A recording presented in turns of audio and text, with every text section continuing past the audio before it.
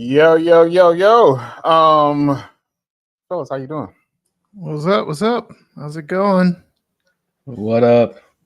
Yeah, real quick before we get started, what we should do? Number one, we're definitely going to add in. Well, actually, if you're listening to this in a podcast, you'll definitely hear kind of like the AI intro they were created. We should let the fans, decide if they like it, love it, like hate it, everything. And then it was a completely AI generated. The music was created with what was the music? What we do the music through? Was it Suno? Suno. No, the other one. Starts with an S. Wow, I'm going blank. Well, the voice was 11 Labs. Yeah. And the music, the tag, the prompt and stuff was created for the ChatGPT. And then the music was done with oh man, starts with an S. That's going blank. I thought it was Suno. No, or Suno. It's but no. No, it's a different one. It's the other one. My phone's over there. Anyway, but yeah, we should definitely let you guys decide, and so we can keep it, scrap it, start it over, and stuff like that. Anyway, guys, man, welcome back. Episode two, AI with friends, man. This has been exciting, and also too, happy we crossed over 100 listens, already, on for EP1, man. So definitely thanks for you guys for tuning in and listening. So we're gonna keep it going and stuff here, man. I am one of your hosts, Marlon Avery. And stuff here, man. I'm gonna let the fellas introduce themselves as well. Adrian, man, kick it off for us. What up? I got the answer. Stable diffusion. It was Stable Diffusion. Yeah, we did Stable Diffusion for the music. Appreciate it. Yep. Hey, how's everyone doing? I'm Adrian. I'm head of tech at Distro Nation, and overall AI enthusiast, nerd, builder, hacker. Whole 9 yards, making it work. That's it for me. Yep. All right, I'll go. So hey everyone, I'm Sekou. I'm the cloud engineer extraordinaire working over at Pinterest. I'm a AI enthusiast, always looking to learn new things and share all my ancient history around tech with folks. And that's why we call you the wise. The wise. The one he's starting to believe.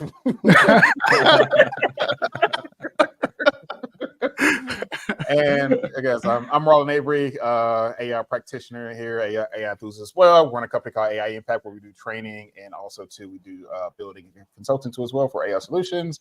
And so yeah, guys, I'm over here in DC. DC is a vibe, and stuff over here.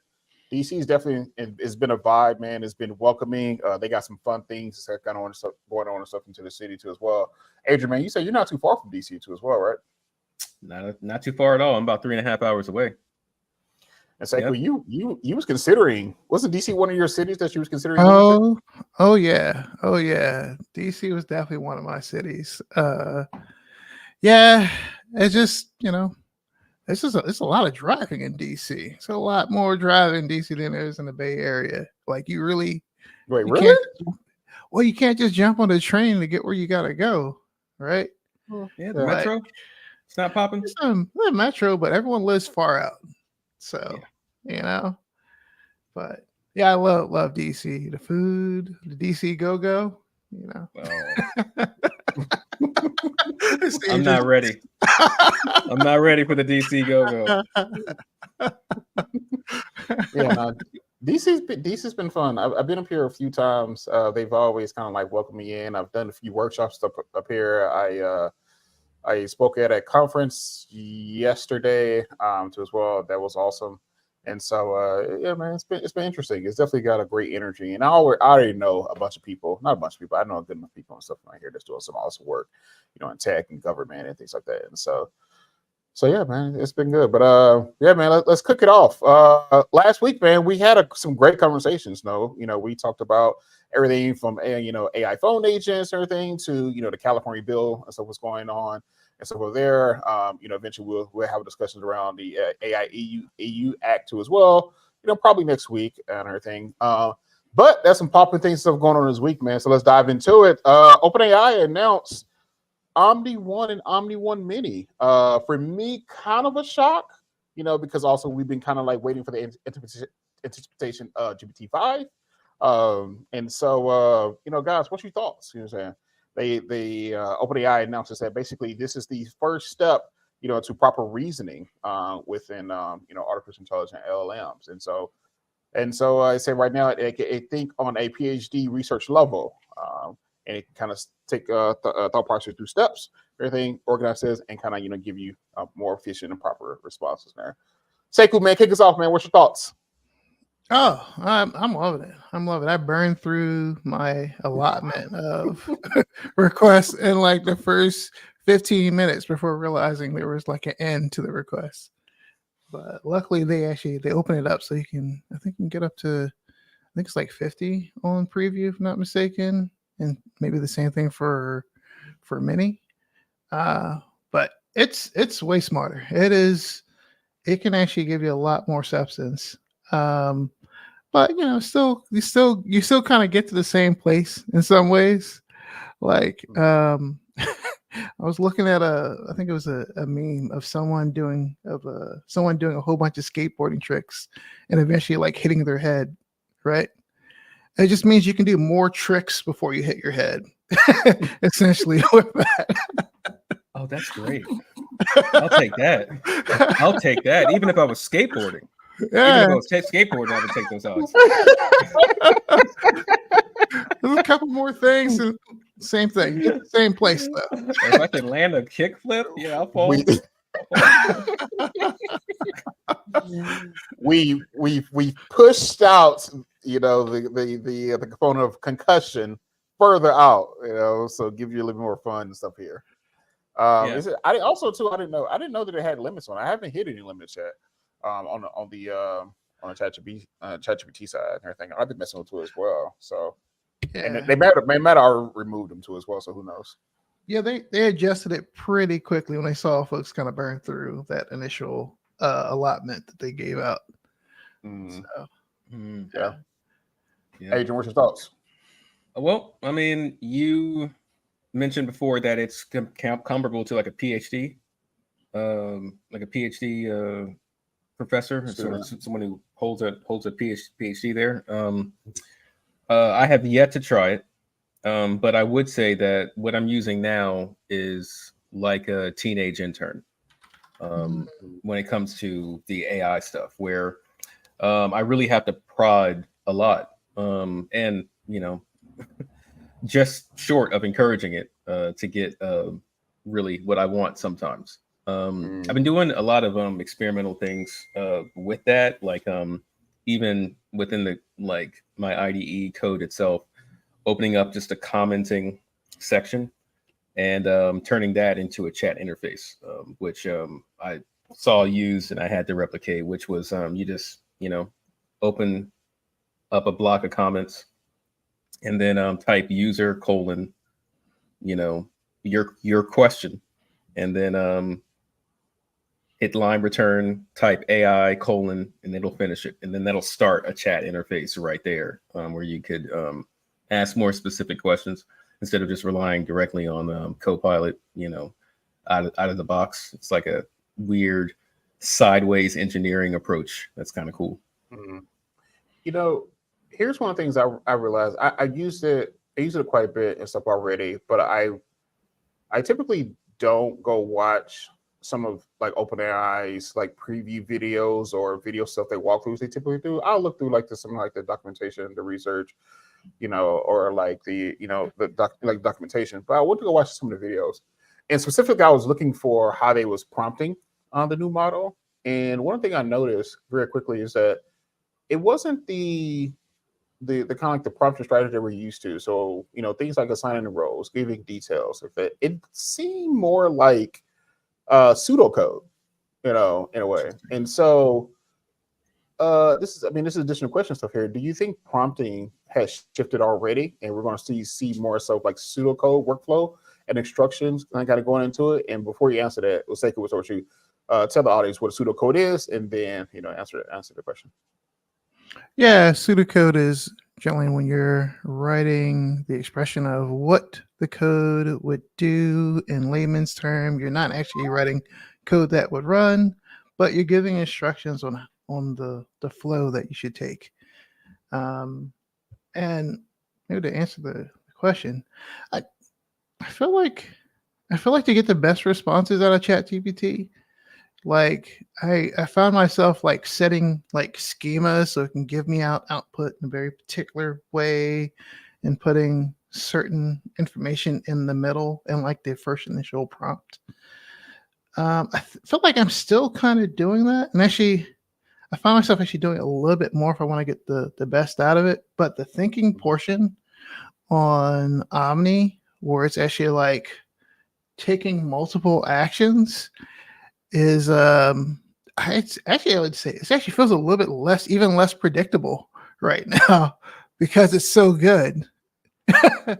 Yeah. So it's really interesting. It's like the fact that like you ask it a question, you give it all these parameters, it'll see what you said, ask itself some questions, make a decision, maybe ask itself some more questions, and then finally give you like a doctored output. I think that changes the game, I think.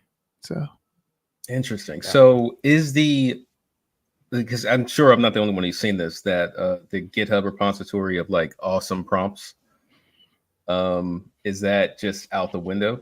Is that going to be something that's going to be, still usable? I feel like I don't think change strategy a little. So I don't think it necessarily be out the window. I think you still may start with the first line, line or two in your thing as the prompt descriptor, and then you're kind of like filling in from there the steps and like the pseudocode, after that of like what you want, to see of your output. I've tried both like strategies, and what I've seen so far is like, still kind of like giving it a role of like, hey, I want you to act as such and such, and then kind of like following what they did in the video is like, giving like that pseudocode, like steps or thing. I've seen good results and stuff for that. But I mean, it's still like LLM and everything. And so I'm not sure if we've moved away from that so as of yet, but I can definitely see a direction that we eventually will. Yeah. But when it's wrong, using it is spectacularly like it's like it's doing flips and cartwheels while it's wrong.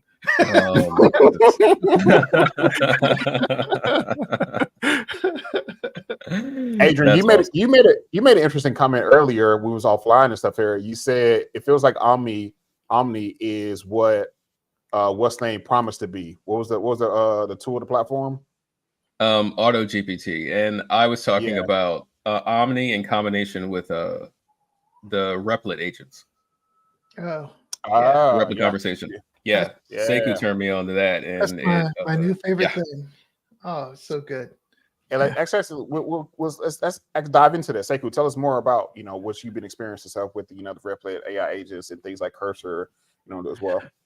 So Replit uses AI agent is essentially where you have different agents where they are tasked with doing different functions in order to accomplish a single task. So if I say, write me a book, there'll be an agent for writing the actual book that's only focused on writing. There'll be an agent that's focused on making sure that the grammar is correct. Agent that's focused on copyright. All these three agents produce one output. Wow. So Replit essentially does that, but does it with code. And it's actually pretty dang good. They have a pretty nice interface where you can go in there, you can put in a prompt, and it feels like a new way of coding in a way. You're not actually coding because you're like giving instructions, but you're massaging what the final output is through prompts. And I've been able to create some very useful things using this, and it's just surprising how easy it is to use. Like I might have like a page worth of conversation to get there, but the amount of code that gets produced, it actually creates files, it will import libraries, It will swap between different languages. If you're doing front end code or back end code, it will do the whole thing for you, which Beautiful. is, yeah, that's probably the best implementation I've seen so far has been Replit AI. Yeah. Adrian, what's your thoughts on the Replit? I know you say you started getting into it yourself, but the combination of things, especially what we're seeing with the Replit and also too, just like Cursor and other IDEs and platforms. Yeah. As far as the Replit thing, the Replit system, I remember being frustrated with AutoGPT in that it would just go off the rails quickly, very quickly. Yeah, it would go off the rails and do its own thing. Where it feels like that has become a lot more tighter in a system like Replit, like what Replit has. In the IDE side of it, I'm a creature of habit. So I'm still using predominantly VS Code to do a lot of my work. But my experiences with Cursor and just how much better and faster that is has been great. It's been really great. It's been making my days a lot less frustrating. I think the leap between GPT-3 and GPT 3.5 was the embedding of starting to understand coding, and that kind of like gave us like a baseline interest of reasoning, too, as well. But also too, I think that was like the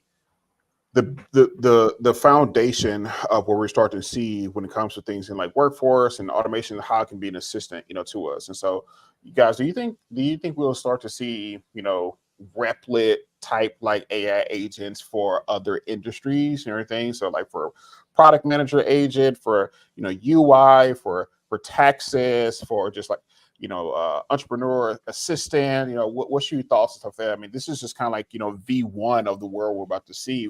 With the agents and stuff. What's your guys' thoughts? I would say, yeah, agents. I think that looks like a product. I haven't seen a lot of things that are truly a product. Some things are, cool emojis or changes, small little surface area changes, but this is probably one of the most substantial things I've seen. So companies being able to integrate AI agents into their workflow to be able to like augment and work beside an actual engineer, just like the example I showed you of like writing code through prompts and essentially just doing the entire workflow without actually having to write the code I think that's huge. Imagine doing the same thing for a legal document. Imagine applying that to creating banners for a site or something like that. Like, yeah. Adrian? Yeah. I don't even know where to start. I mean, I feel like what I get the most excited about, yes, agents are the future, but the splitting up, what you mentioned earlier, Sekou, about you put in a prompt and then you have front end agent, a back end agent, maybe a QA agent as well. I mean, I'm a solo developer. I've been a solo developer for a very long time, and I'm working on a rather large project now where I'm wishing I had a team. And sometimes, I'm kind of reaching those like crossroads because it's just so much to do when you're thinking about even a website that doesn't do that much. Of course, I decided to do a streaming music one, but that's my own ambitions, I guess. But how that just changes the game. I'm from the startup world, and you need to really burn the candle at both ends, because a lot of the times just it's a startup, it's a small team. You got to just make it work. You got to bootstrap from one milestone to the next. So Yeah. that makes me excited. So with the combination of all those things, like I said, I think software engineers are typically some of the first, ones who kind of like get to see the full benefits and stuff of these things. But I think also, like you said, from the legal aspect, from the design aspect, from the QA aspect, I think we'll start to see, more agents. And speaking of agents, man, Slack announced that basically they're about to turn it into an agent hub. They said the head of Slack, Denise Dresser, tells TechCrunch that she is shifting the business to a chat platform into a work operating system, specifically by making Slack a hub for AI applications, from Salesforce to Adobe to Anthropic. The company CEO sees Slack as more than a workplace to chat with your coworkers, and they announced several features on Monday for a pricing tier of the messaging platform, announcing Slack AI. So, guys, what you think? Slack is going to get into the aspect of, say, they're going to become an AI agent hub, for obviously for several businesses, for several organizations. Adrian, man, we'll start with you. What's your thoughts?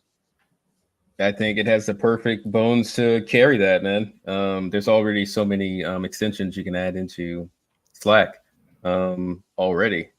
That seems like it makes a lot of sense.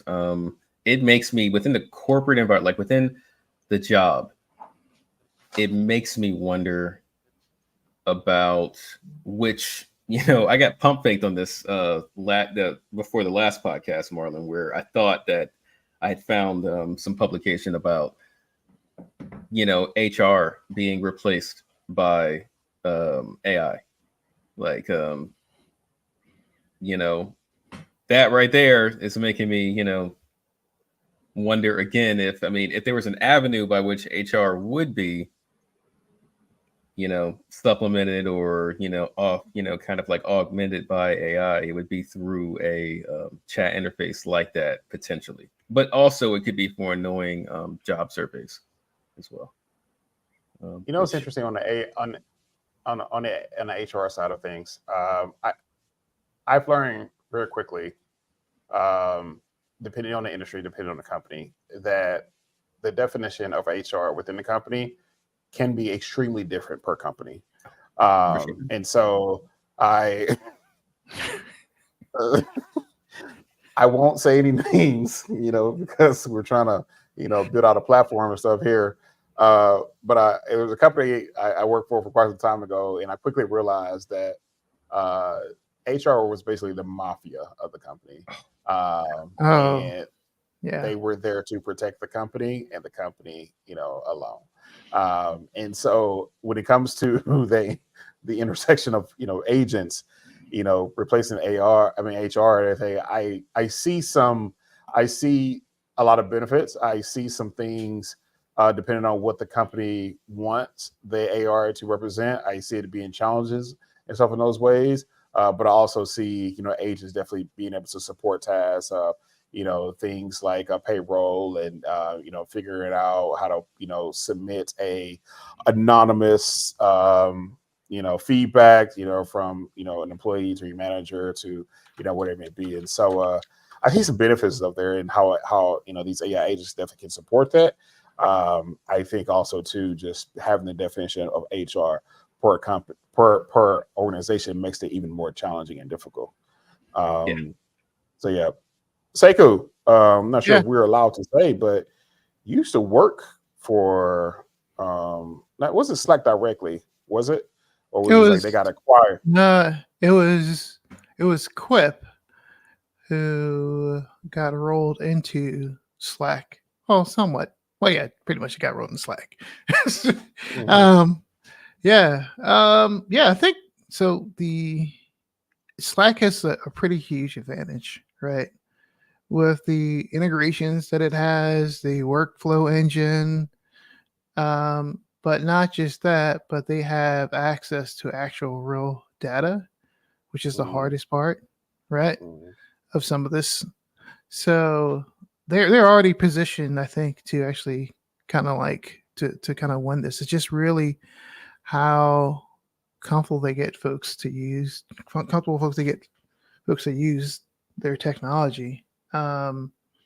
Like there are I feel like there are a lot of good benefits to Slack. Like I think everyone has had the situation where you're working at a company, You got to like ask around like, hey, what does this acronym mean? Or how do you do this? Like just your onboarding process, right?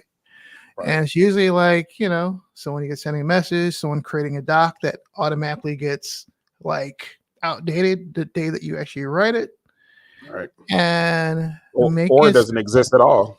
Or it doesn't exist at all. But there's a giant knowledge base of information that is inside of Slack channels. Like if you're able to connect that into like use cases that support those parts of the business, I think that's like one of the places that we'll see a lot of good things coming out of that. Other ones like working operations.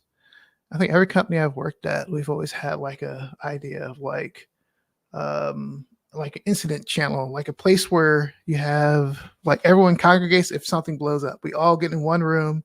We try to keep all of our documents and everything tight inside of there. But it's like you can only keep so much context.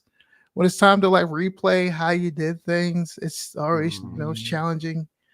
Like, boom, drop AI bot inside of there, correlate that information to a living document, not just things you write to get outdated as soon as you write it. So yes, there's a lot that you can do with that. So I'm super excited. But there's the other side of the HR part we were talking about. Like, for every good thing you can do with AI, there's a shadow, right? There's always that shadow. Someone's going to do something that's unethical or just creepy to do to employees. So I'm just waiting to hear the first story, the first lawsuit. And hopefully Slack Salesforce kind of has their act together on how to like mitigate those type things, or make so folks can at least trust the environment.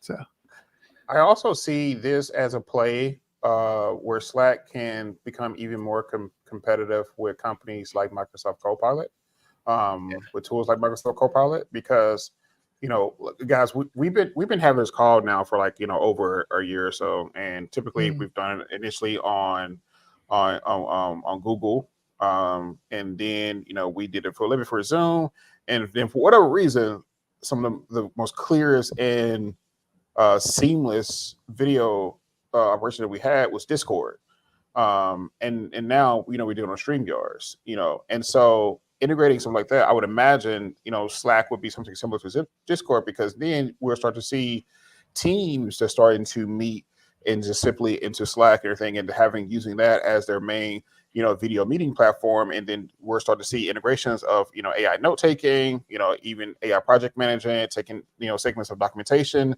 doing retrieval information and sending emails to people who are supposed to be in the meeting but they're out of office, things like that. And so I definitely can see how this can kind of like lead them up to a competitor of Microsoft Copilot as well.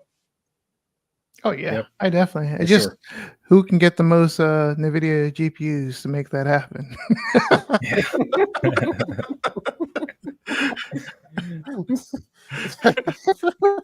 Is that with this NVIDIA GPUs? Is this a point where it is who has the most money, or this is just straight relationships? Who likes who better? To send out these orders. Oh yeah, I'm sure it's relationship wise. Like for sure. Yeah. For sure. Yeah. I think it is. You got to pull up with the leather jacket, You got to join the bicycle club. Reinserting Blade into the Marvel universe. Roland say here, he says, hey, thanks for describing my monthly issue, constantly rewriting outdated policy docs. Wish I could automate that, man. Roland, we definitely feel you and understand you too as well. Speaking of Sekou, you just mentioned the war that's going on. Hopefully nothing lethal that's going on, but Intel inks AI chip deal with AWS. They announced it too. They're trying to get into the space, as well. And so Intel says they announced a key customer win and challenges to its foundry business. And as the chip maker looks to to execute a turnaround. Intel is taking steps to transition to chip foundry division, Intel Foundry, into a subsidiary. The CEO, Patrick, announced the stuff on Monday. Says the leadership isn't changing and the subsidiary will remain inside Intel, but Foundry will gain an operating board, including independent directors. And so they said they announced a deal with AWS and that they're moving forward to getting into the chip war, if you will. Thoughts? I think that's, oh man, that's so interesting because AWS, this is actually reminds me, we were talking about the what was Anthropic and AWS connection last episode. Yeah, and now there's and this is actually almost in the same lines because AWS has their own inference and training chips. It was called Trinium and I think it's Inferentia or something like that. Are the two chips that they have. So, which has always been interesting to me. And they also have their own Graviton chip, what they make, right? So these are I think they're just trying to have options for folks to choose from, because like the NVIDIA stronghold is like they have a huge moat right now. They have a huge moat, and one of the things, the biggest challenge is like even with their product, you got to choose between, oh, do I want to build a system here that can do training, or do I want to build a system that can do inference? Whereas, like, if I got a NVIDIA GPU, I can do both if I have a good CPU on the same system. And that's pretty huge for folks. I don't have to pay twice for something. So Intel, like, enabling that, I feel like is huge. A smart move on the Amazon side. So, but the question is, what does that mean for their other chips that they have, right? Yeah. I have so many questions. I'm like, I was about to say, Adrian, you had a bunch of questions, and I had to kind of put a bookmark and everything. So definitely take us away in this next segment.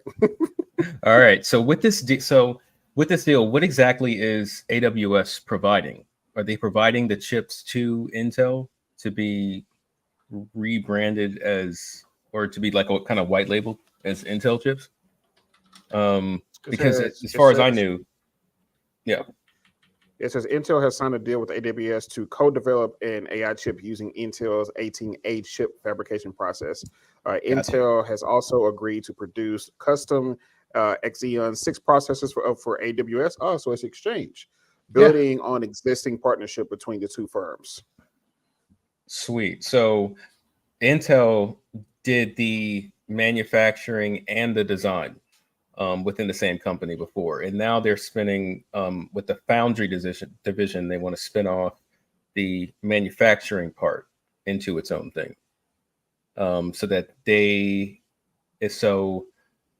which makes sense, because I guess wasn't it earlier this year that some shareholders sued Intel over maybe being not so forthcoming about earnings and their performance and how they were doing. So in watch the foundry this. And you'll enjoy this right here. Gelsinger, wow.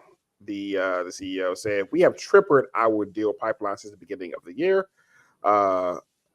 describing the AWS deal as a multi-billion-dollar framework that could possibly involve additional chip designs. He added that it demonstrates the continual progress that we are making to build a world-class foundry business. Intel cost-cutting and deal-making, along with a newly awarded $3.5 billion contract to build chips for the Pentagon, since the company stopped soaring over a 6% at market close. It's a bright spot for Intel's otherwise, for their fiscal year.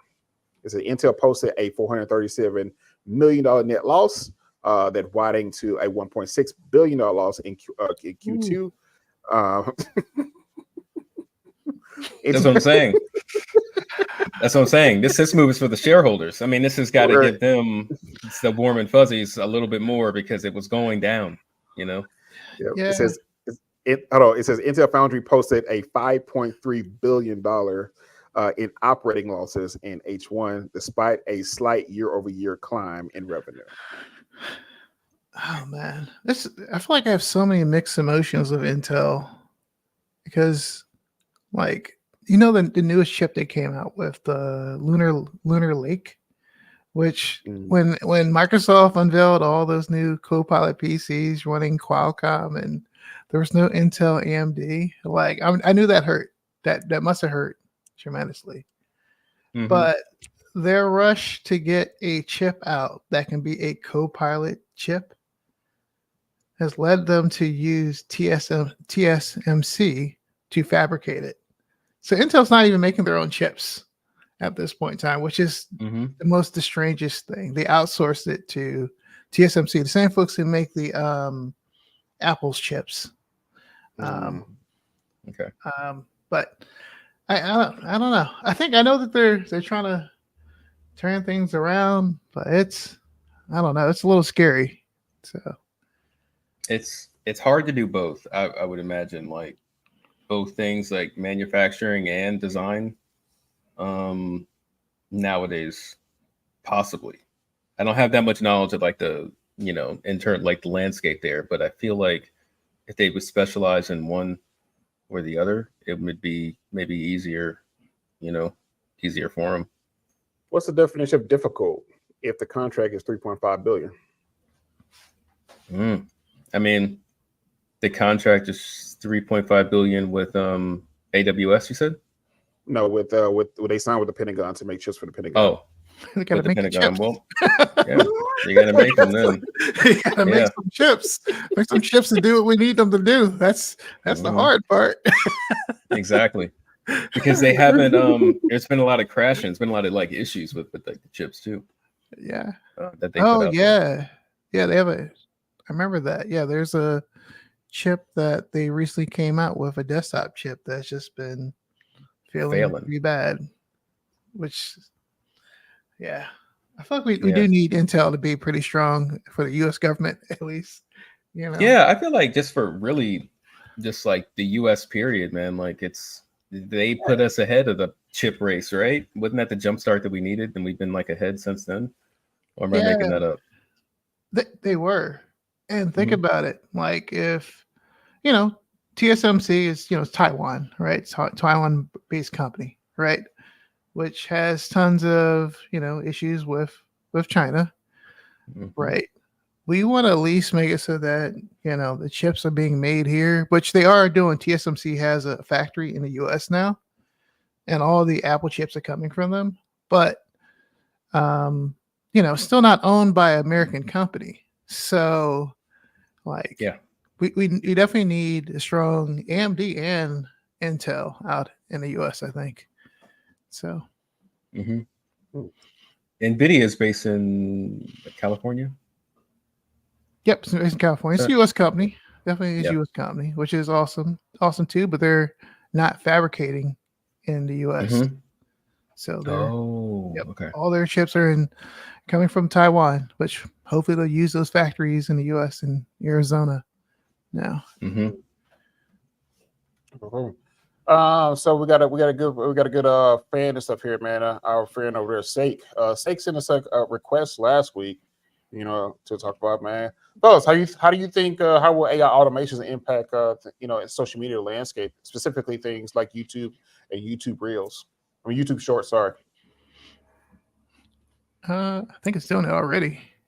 There's a giant pipeline of AI generated content that's just being shipped to the social media. I think right now what we are all kind of doing is like taking long form content, slicing it up automatically, and then dicing it up through shorts and things like that. Like that is like the first entry into that. But the next one is like, hey, we don't need to make that long form content. We'll just maybe record ourselves and let something get generated. Like that's the next place we're going. So. That would be great. That'd be great. But there's a lot of tools out there to get you going. Like I played around with one InVideo. Let me see. InVideo.io is the website. You can create videos with text prompts, and they have a pretty good free plan. I played around with that. I work in the YouTube space, and I try to stay up on what people are doing as far as like generated, really AI generated channels and how they perform. And it's kind of a mixed bag. But the people that got it. They really are getting like probably 200K views per video on a regular basis. And but it's few of those. It's very few. Yeah. This is Marlon with the practitioner, because I got a build to learn, and just kind of like start doing things. So I didn't talk about this, guys, but I guess I'll say it now.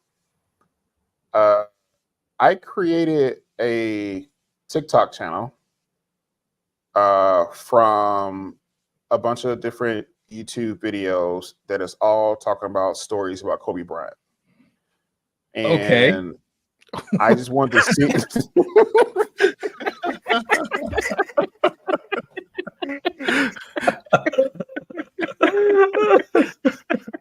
What?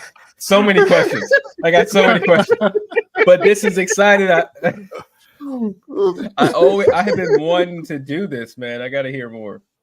Yeah. So I saw a couple creators talking about basically how they're creating like these faceless, TikTok channels, and they're just making a lot of money and stuff for it, from TikTok's creator program. And I kept seeing it, and I found myself one day going down a Kobe Bryant rabbit hole. I would just watch it. I watched like 10, 20 videos. And I was like, man, I gotta get off of this and everything. And so then I was like, I know for sure, if I'm doing this, and there's tons of people who's doing this and everything. And so I just put together, and I use Opus Clips, or Opus.pro, and stuff with it. I use Opus.pro. We'll put the link and stuff in there and show notes as well later. So I use Opus.pro, everything, and created an account, try different videos, come together, a little bit of editing and everything, but Opus.pro does a sensational job of taking the video in long form and then creating clips and everything on your behalf. And so then you kind of go in there and you edit per clip. And so it was awesome. And so I created the channel last Saturday. I probably have 8 to 10 videos over 1,000 views. And so, just talking about Kobe stories, from your favorite athletes to, former trainers and things like that. And so I just scheduled out, a bunch of videos to be scheduled out for the whole week. I just want to see how I perform. And as of right now, it's performing very interesting. And it's kind of annoying because that page is getting more activity than my own personal page. But I get it. I get it though. And so yeah, I think it's things like this where we're seeing AI platforms like Opus or Video.ai that will take the continual process of long form to short form, and being able to like link back and stuff. So I definitely think that's one of those things that's not only happening, but it continue happening. And then additional to that, I definitely see a world, guys. Have you seen these AI Instagram models? That Yes. There are full pages now. Mm-hmm. I definitely 100% see a world where now those AI models or AI creator influencers will start to have YouTube channels. For sure. They will start to talk about different topics and everything. I don't think it's gonna be anything serious or anything, but I think they'll start to show things of like, I can definitely see how they're going to start to create like affiliates, things like that. Because basically then somebody like Burberry will create like digital clothing, for that AI, generated model, that, that person or that, I don't know what to identify it as, but that AI, they can basically start to wear and label to that.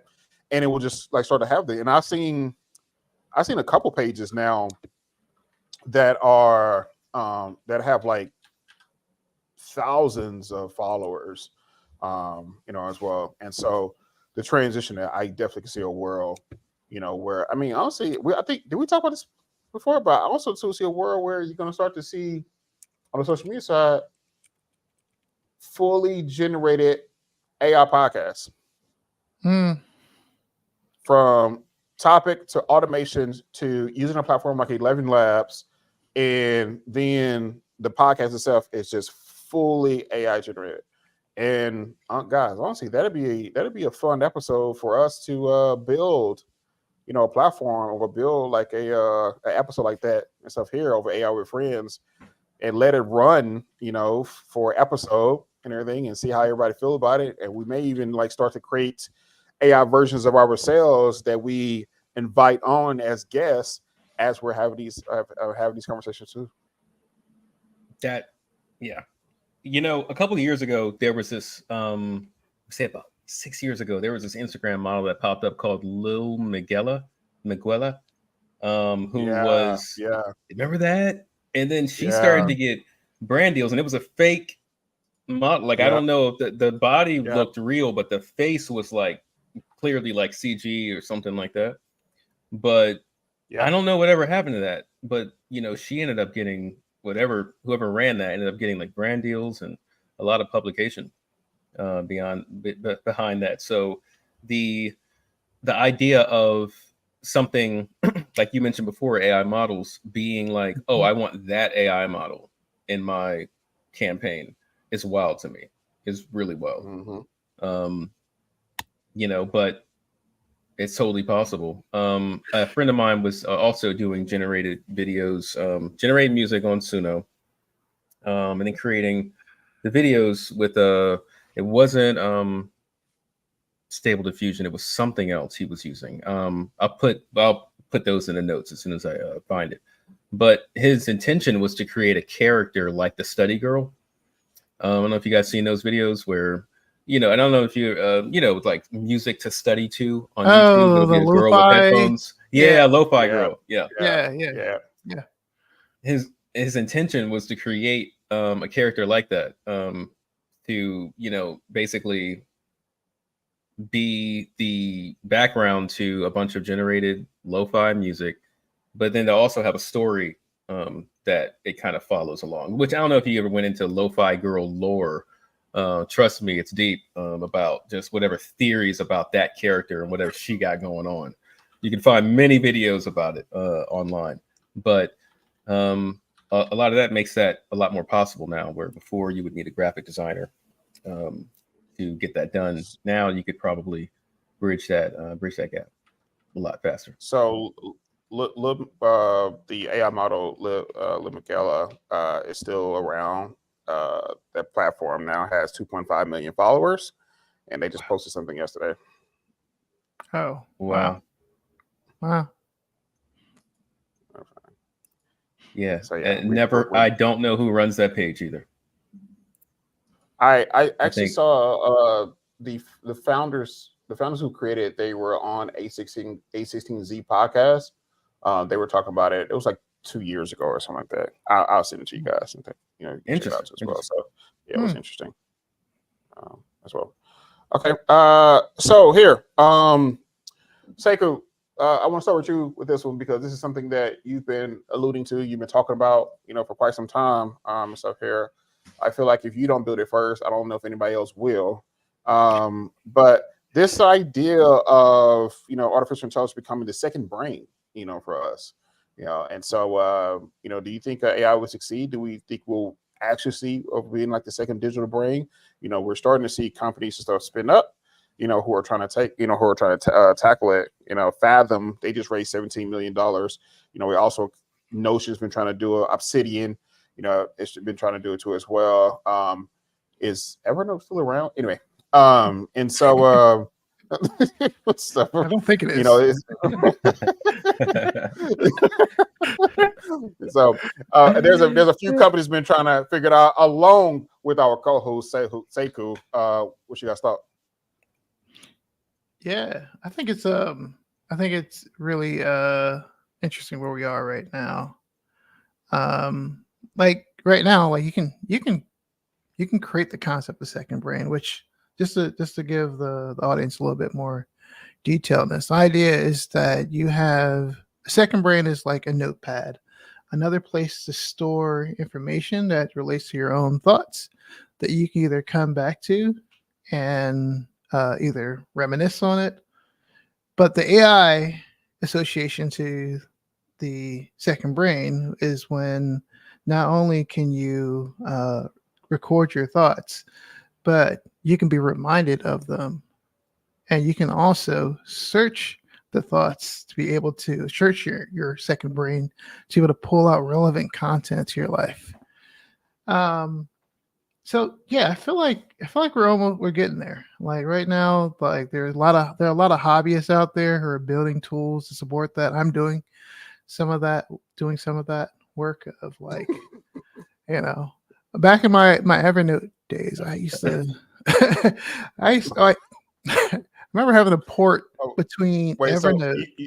Hold on, the using of Evernote, or you used to work for Evernote, or both? No, I didn't work for Evernote. That's actually one document storage place I did not work for. But I was a heavy Evernote user, and I had a lot of information. Excuse me, and a lot of information stored in Evernote. I continue to do it like throughout my career of like just taking notes, great aha moments, things that maybe I've never implemented, things that I ended up, moving to some type of major design from. And then of course Evernote like deteriorated and died. So I had to move to something else. So I moved to OneNote. And that was terrible. Yeah, that's backwards, man. You on the OneNote? Yeah.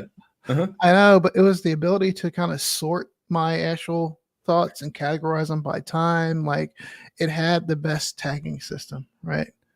Yeah. But it's all connected to being able to search, like just writing things down on a bunch of notebooks that you cannot pull out the information you need or, search for when did I think about this thing? Like you're able to do that.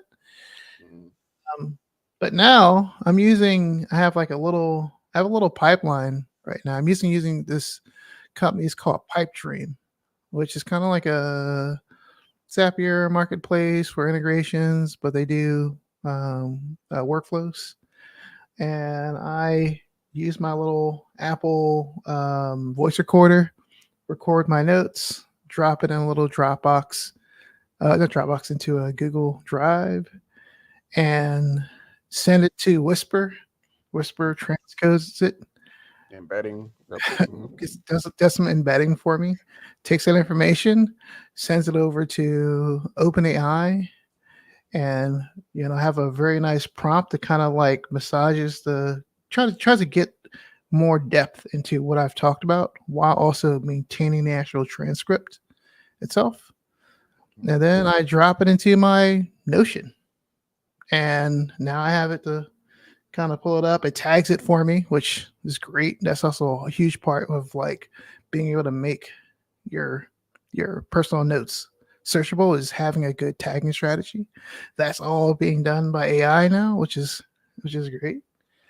Like if I'm doing this like on a weekend, imagine what like 20 people are doing right now trying to like solve this.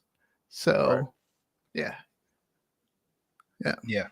Ever since you brought up the second brain thing, Sekou, like I've been like losing sleep a little bit over it because I'm like, how would I do that? And I know that my brain is weird. My brain is very weird. I was a hardcore user of Evernote. I remember leaving a job and I was like, hey, look, all the documentation's right here. Like I have it right here. It's all laid out. And when they receive the documentation, it's like they could maybe distill, I would say maybe 30% of it as like usable, which is, it wasn't bad, but it was just like, I would get a text like, I can't believe you're asking me these questions. It's right in the Evernote. It's right there. I have been over the weekend. I had an idea about what my second brain would be, and the idea I had was a Chrome extension that would allow me to it would track what I'm researching, and it would have some kind of chat or text interface so that I can send it off with notes or some kind of like topic of research along with the web page. So I could, sometimes I'm going through the motions trying to get something configured correctly in AWS or something. Mm-hmm. And then months later, I'm like, I know I've done this before. How did I figure this out? If the very loose idea of a Chrome extension that would allow me to send the web page to an LLM model along with some other supplemental information, it would allow me to be like, all right, let me just search backwards of this problem that I'm sure I've solved before. It would be huge. But that pipe dream to voice to G Drive to Whisper to Notion, like pipeline you just laid out, man, that was awesome. Like that is really cool. I think I'm going to give that a shot as well. Yeah, I think I have high hopes for the second brain world that we can live in, and also have high concerns. The hope side of things is second brain is not only an indication of past memory things that we work on, but now we're talking about being able to hand over, integrate these type of life changes, impacts that can help us overcome hurdles in life. So if we can hand it off into a therapist, an AI therapist as well, that can discover something that we're dealing with currently, that's in our subconscious that happened to us when we were 15 years old. I see that as things that can really help us elevate, think through, move forward and stuff in life. My concerns, and when it comes to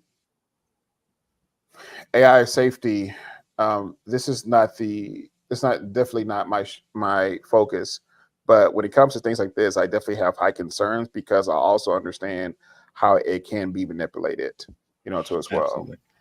And so, even with Mark Zuckerberg writing me a letter a couple weeks ago, admitting that there was a political campaign that was, kind of strong orienting Facebook, if you will, to push certain agendas. I think those type of things don't go away. I think it will just start to be manipulated into things, and being able to impact people in ways that are not fun, friendly, or even ethical. And so but also too, I think that's the component of any large technology or large change of technology. People are going to use it for good, people are going to use it for bad, and I don't think you can change that, because that is more so human behavior than necessarily than technology. And so how do we stop that? I have no clue. But I do think in this world that the benefits can definitely outweigh the bad side of that, but the bad side can definitely have high impact. And I hope that we don't see that world. But again, there's individuals out there that has that human behavior and stuff within them. Yeah, absolutely right. I think about that too. And it's also why I want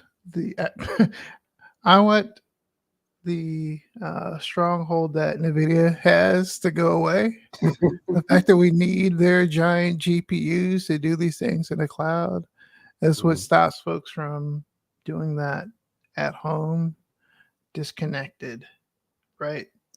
I feel like that's such a huge part of this story. The reason why we talk about the fact that we're using these services is because there's no choice. There's no choice to do anything, any alternative. You can't just have a server that's at a psychologist's office or something like that is able to provide this for you. At least not yet. So, yeah, not yet. But the pursuit of the runnable, smaller language model, there's the Gemini Mini. There's people could be sooner than we think. that we'll get something like that. Yeah. What's the? I can't think. I'm going blank. What's the terminology when a company owns too much of a percentage of an industry? Monopoly? Monopoly? Yeah, monopoly. Everything. Yeah. In this industry, Nvidia is definitely a monopoly. Typically, our country has sometimes fought against monopolies, or made them force up into smaller companies. We saw that happen with AT&T some years ago. Do we think it's needed and stuff now? I know this is a conversation that's not even thought about stuff happening right now. I know some of their competitors and stuff would like that. What's the pros and cons of potentially, if they are a true monopoly, what's the pros and cons of like breaking them up into smaller companies if we need be? Well, I feel like there's like a difference between monopoly and being the best. Well, I guess they kind of go hand in hand. Being the best innovator, they're the best innovator in this field, right? There are small companies that are building chips that are specifically made to optimize using transformers. Like that's their only task. These chips are. They're not for gaming, not for anything else. They're singular focused for transformers. And if the transformer technology ever went away, they are out of luck. So I feel like there's still competition. That is what the monopoly is. When you are not only there's no competition, but you're making your moat so wide so there would never be competition. I think NVIDIA right now is having a really good 2 years on this, but I think the economics are going to change as soon as the interest rates change. So.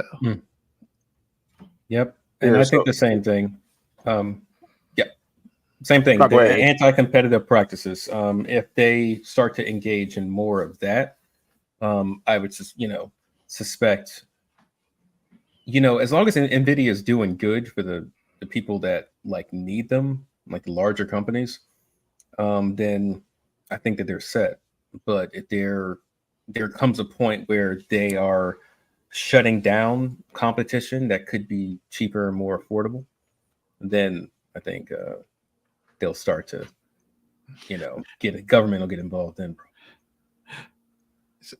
I'm just remembering something else I saw. Someone said that OpenAI is a wrapper around Azure and NVIDIA.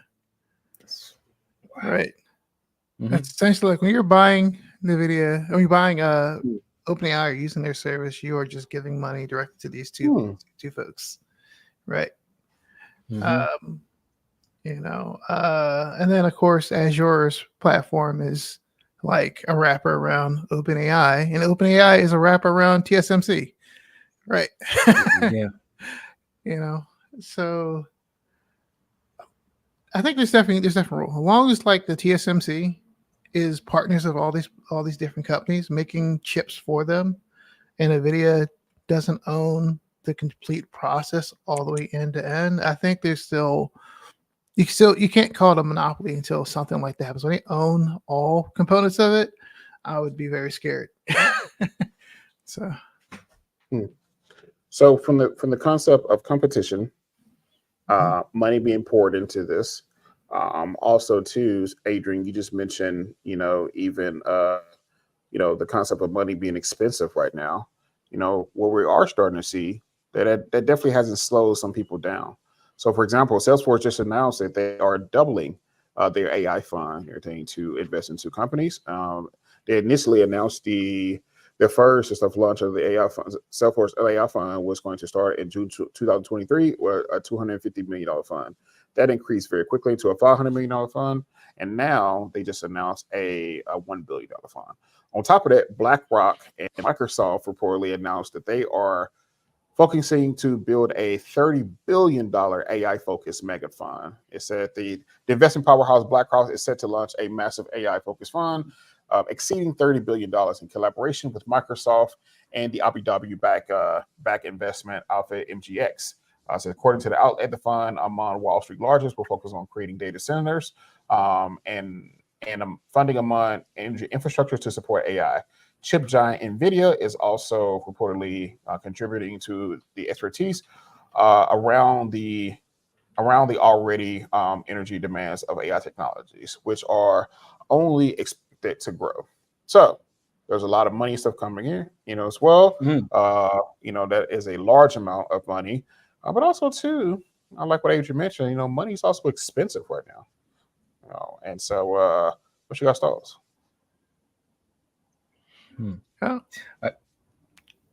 Yeah. Okay. The BlackRock side of it seems to be more just what you mentioned earlier, Sekou, the OpenAI being a wrapper around NVIDIA.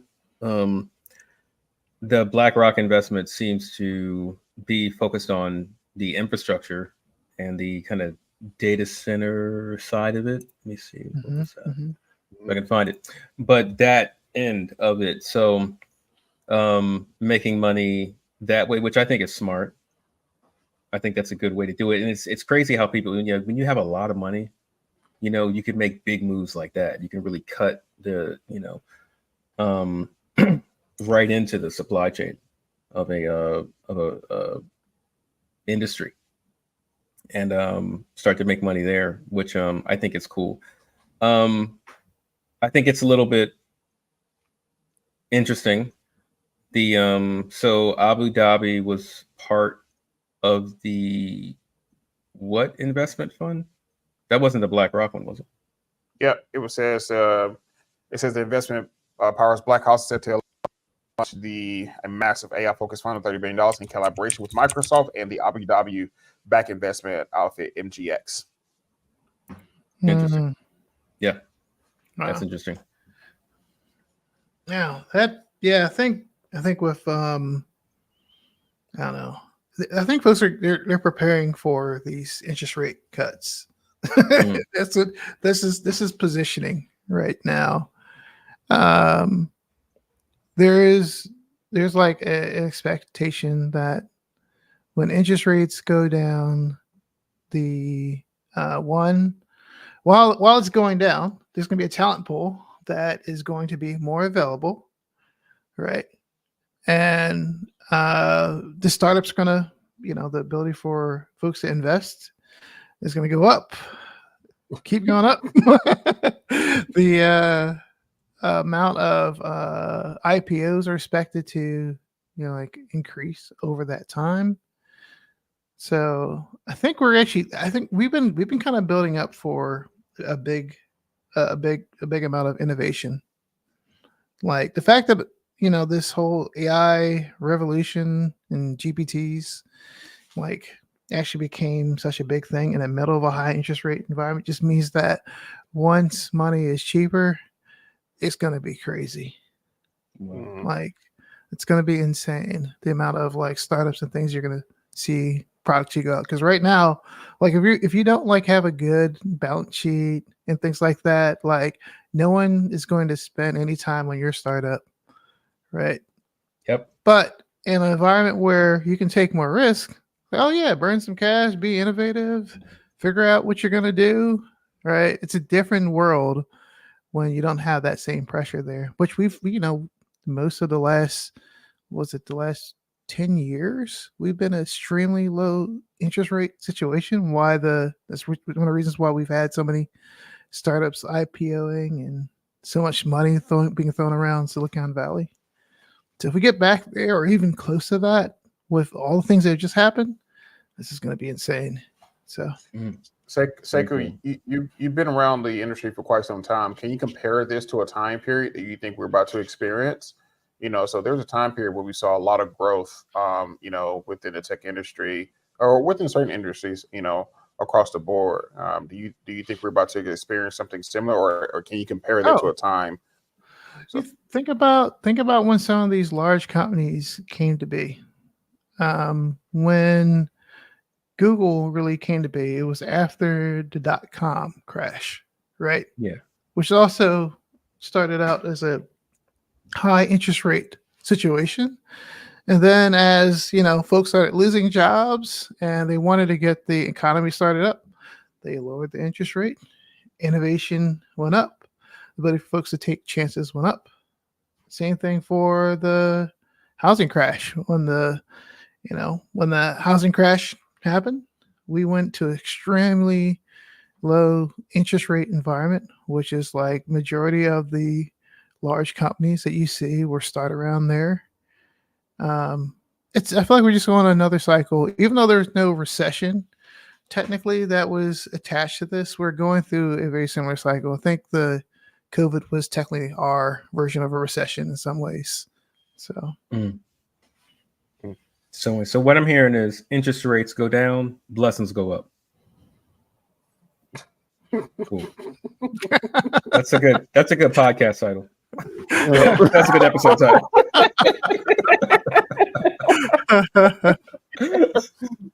Oh, but that's hilarious. Yeah, I think it's gonna be interesting. Like you're alluding to it, because it's gonna be so many different startups, and so I also think so. Even if I think hardware also too going to see a skyrocket of opportunity, which typically those companies it's very difficult to get funding just because the iteration of the process takes longer than software. But like you said, when the interest rates goes down and people kind of like have a little bit more money to play with it, and they also knew these chips and GPUs and stuff were needed, I think we're going to see a lot more funding and stuff around into as well. And also too, I think the back end of this area that we've got to go into, I definitely can see the back end of being of where we'll start to see the first iterations of in-home robots, because operations and things will be cheaper, and we have a lot more money to store around. And then also too, we already have a knowledge management system with these LLMs that you'll be able to embed and train, and kind of get it to understand things more quickly from communications and everything. And then also too, we'll still just see even more product iteration of things around like computer vision, where you start to clean the bathroom, be able to do the dishes and stuff where it may be. So I think on the back end of this, we'll start to see the first kind of in the house robots to kind of like help us with some of these daily tasks. Oh, like Rosie from what was it, Jetsons? Is that it? Jetsons, yeah. I'm dating myself now.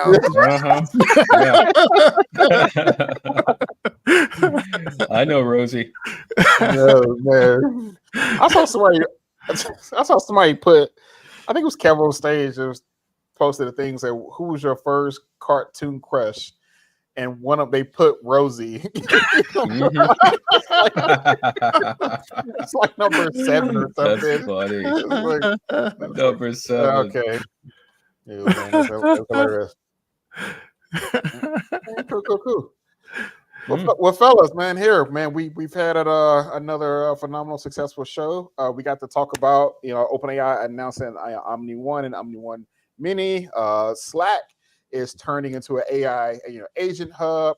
Our friend Sekou there gave us an awesome topic around how AI impact automations. How AI automation impact things like social media, specifically with YouTube and YouTube Shorts, and so things that we're starting to see on TikTok as well. And also too, Sekou's favorite topic which is how will AI become our second digital brain. And then Intel X the AI chip deal with Amazon, and also too, there's a lot of money being put up now around AI focused VC funds. And so, guys, man, definitely a great another great episode. We're gonna put our handle and stuff here, but again, if you guys want to definitely like, comment, subscribe. Definitely love to hear more from you, too as well. We're eventually we're gonna put in where you guys can kind of like call in to kind of ask you some of those questions too as well, within the show. And so, guys, you guys can follow me, see me on all platforms at I am Marlon Avery. You can see it at the bottom of the screen. Those are listeners, it's just I am Marlon, Marlon, Avery, Avery. All right, Adrian, what about you, man? Give us some of the final words up to the people.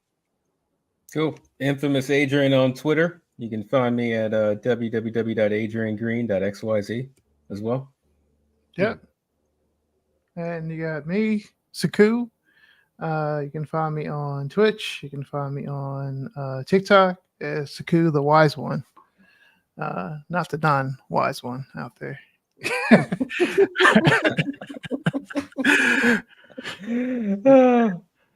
You know, it's funny. It's funny. I think it's going to get to a point of like episode 11, 22, 73, where this can be kind of part comedy show. Well, I hope AI isn't a joke by the time we get to episode 74. You know what I mean? Or AI is telling our jokes. Yeah, that's good. We'll have our digital twins on here. There you go. I know, right? Lil Miguela up here. Yo, that should be a goal. When they go digital, we should invite her as the first AI guest. On the pod. Oh, that's really good. That's really good. I hope we play this clip back. Let's play this clip back right before we actually have Lil Miguel on. That'd be great.